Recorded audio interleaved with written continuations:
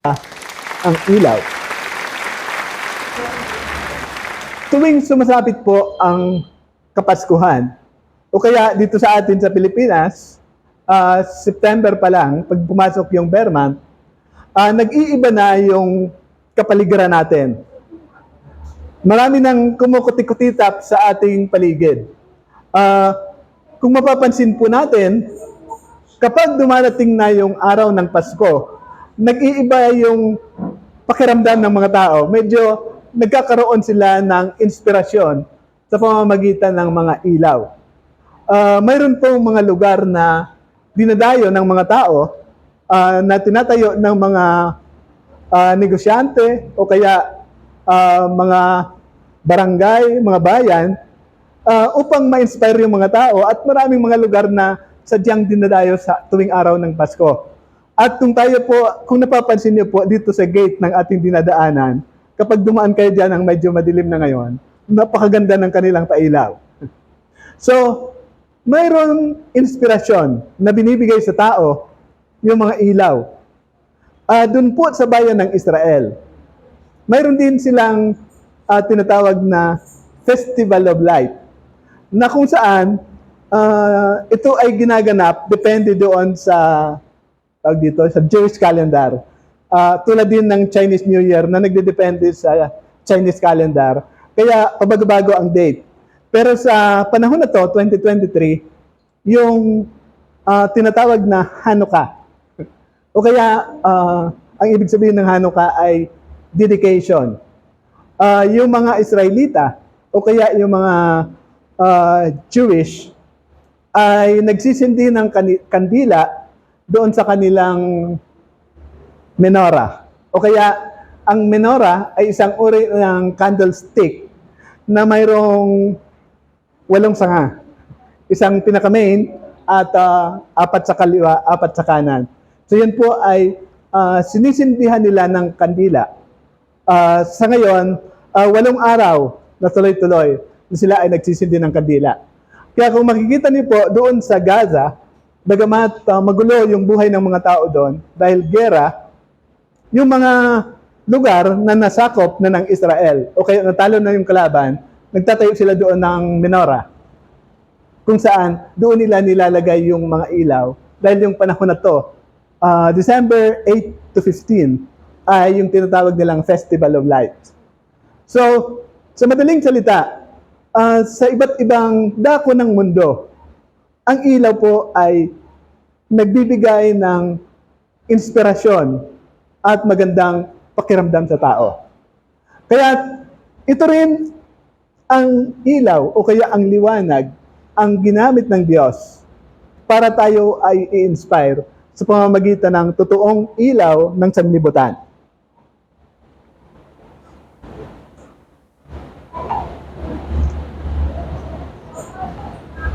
Ang marami po sa atin hindi na nakaranas ng mga oras na wala pang kuryente.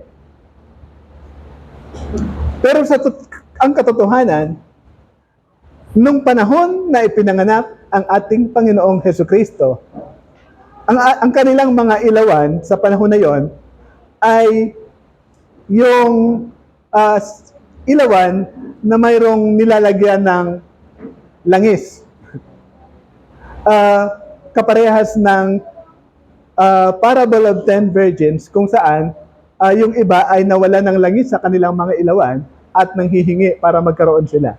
So, sa panahon po na pinanganak ang Panginoong Hesukristo, wala pa tayong mga kumukutikutitap na ilaw. Ang kanilang ilaw, marahil ay sa umaga yung ilaw ng araw, sa gabi yung ilaw ng buwan, at yung liwanag ng mga bituin doon sa kalangitan na siyang nagbibigay inspirasyon. Now, ang ating pong mundo, bago ng Panginoon create yung liwanag, ay punong-puno ng kadiliman. At sa panahon na ang ating mundo ay punong-puno pa ng kadiliman, ang nandoon lang ay ang Panginoon at marahil yung mga anghel. na silang lahat ay, ang Panginoon ay hindi nangangailangan ng liwanag, pero yung mga anghel, marahil, sila ay nagdedepende sa liwanag ng ating Panginoon. Kasi doon po sa Revelation, sinasabi doon na pagdating ng araw, hindi na natin kinakailangan pa ang liwanag ng araw o kaya liwanag ng buwan o liwanag ng mga bituin. Sapagkat ang kordero ng Diyos na walang iba kundi ang Panginoong Hesukristo ay siyang magiging liwanag doon sa lugar na yon. So, ang Panginoon po ang siyang totoong mayroong kontrol ng liwanag at kadiliman.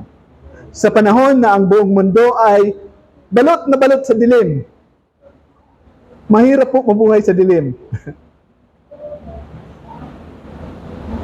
Mahirap na ikaw ay laging nangangapa.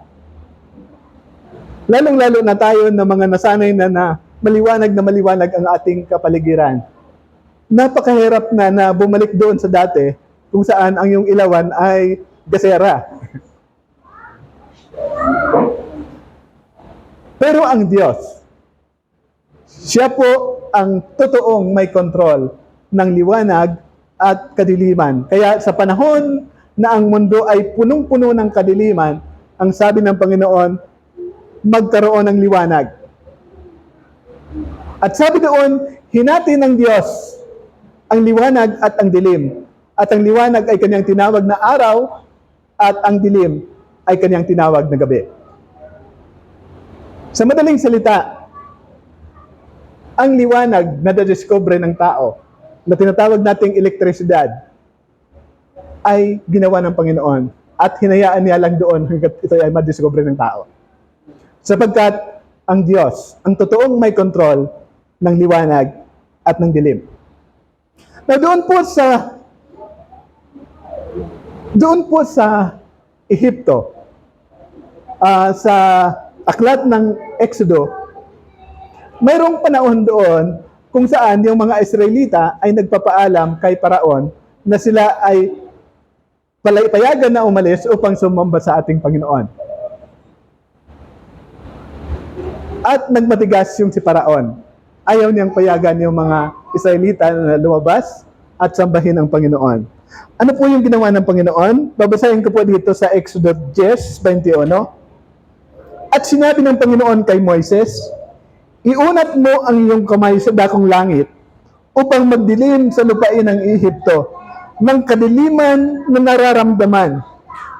At iniunat ni Moises ang kaniyang kamay sa dakong langit at nagsalimuotan ng dilim sa buong lupain ng Ehipto na 3 araw.